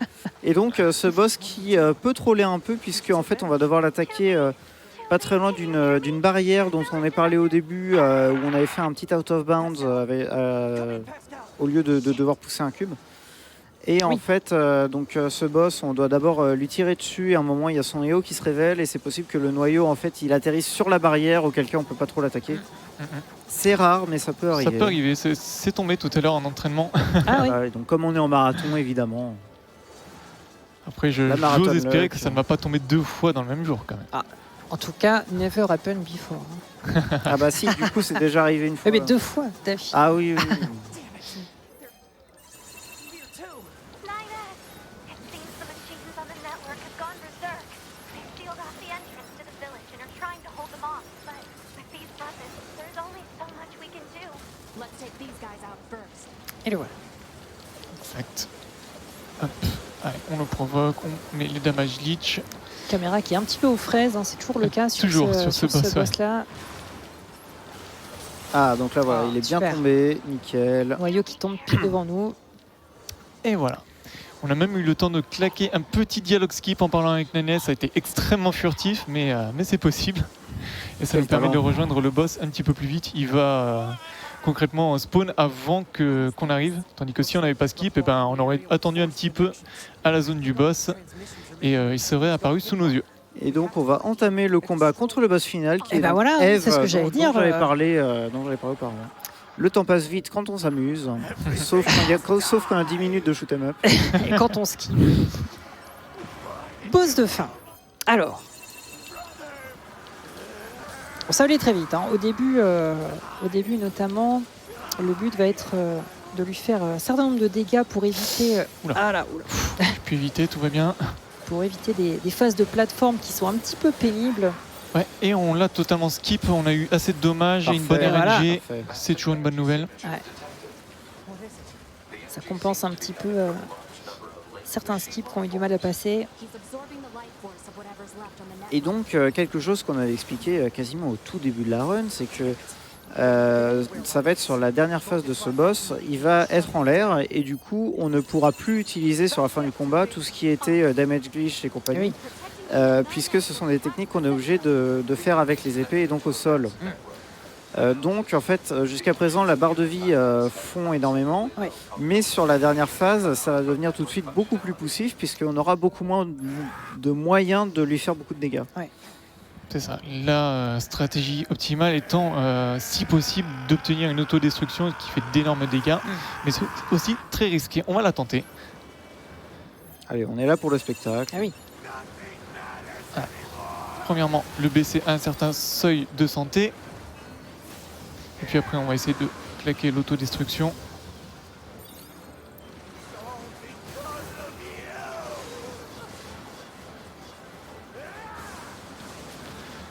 Alors, on va attendre qu'il s'arrête de bouger.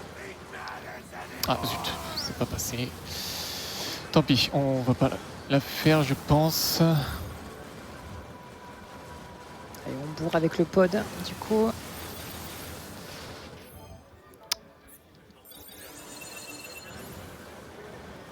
Un petit soin, un petit buffer. Voilà, dernière phase.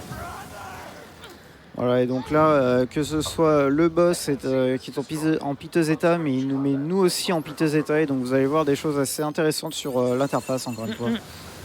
Voilà, donc la barre de vie qui fait des choses. Qui glitch au vrai sens du terme, hein, Voilà, littéral, là pour le coup. Il y a des trucs qui vibrent. Donc là, pour cette dernière phase, on a vraiment que notre pod, on peut même plus courir, on en est à ce point-là. Voilà, Et ça s'est bien passé. Et voilà, alors bientôt... Et donc le time qui va arriver dans quelques secondes. Quelques secondes, Désolé préparez-vous. de ne pas avoir pu prévenir plus tôt. Quelques secondes près, ça va être bon. On te laisse faire le time, Dato. Bien sûr, ouais. Donc dès que la cinématique se déclenchera, on pourra call le time.